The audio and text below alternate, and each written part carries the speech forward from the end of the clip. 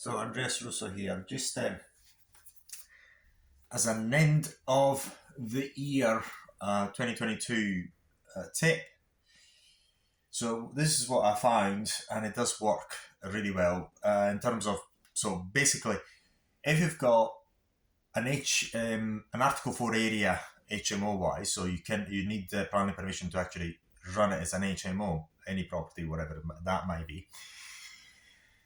There is a very secretive trick that's been pulled, and it apparently does work. I haven't used it, but I've seen somebody do it, because what happened was a few years ago, Nottingham was already a well-established Article 4 area, and I knew that one house that they were planning to do as an HMO was a single family home. I knew for a fact, and I've asked the gentleman who was doing it, I said, well, it's an Article 4 area, you can't do it. I said, well, I've got the tenancy agreements from the previous owner, so we agreed on a sale based on those tenancy agreements through, and they sent it to me through a solicitor, and so, oh yeah, there you go, that's the trick. That's the trick that they're pulling.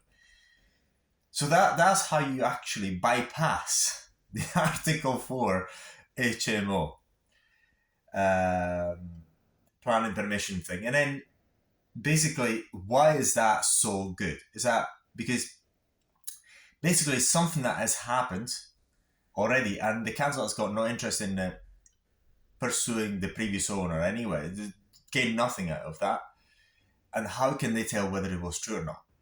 So that's something very interesting as well. Therefore, is a trick that can work, and I'm sure it has worked. So if you want to know how to actually do it, you do it that way. But I've never done it.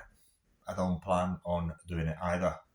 So just so that you know, this is one of the tricks I've been pulled off, and the council planning departments know about it, but there's not much you can do. Remember, they don't want to be appealed on and lose. So there you go.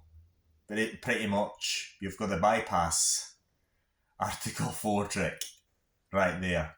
So once again, the trick is to demonstrate with something that is good enough for the council and the courts, should that go to court, that there has been an established use in the past. And it doesn't matter whether it's been a license or not, because the planning only cares about the demonstrable use as an HMO. And remember, the definition of HMO is the use of any premises that has got 3 or more people, 3 or more households. So if you've got 3 households, guess what? You don't need a license. There you go. So is a very, very interesting trick there. So, and I remember that also, that was something that the Blackpool Council, I wouldn't say mentioned, but the lady over the phone in planning just said something that, so I'm not telling you how to do it. But basically, they are aware of this strategy. What do you call it in English? It's a loophole in the system. So, if it's useful to you, I really hope that you'll remember me. Andreas Russo here.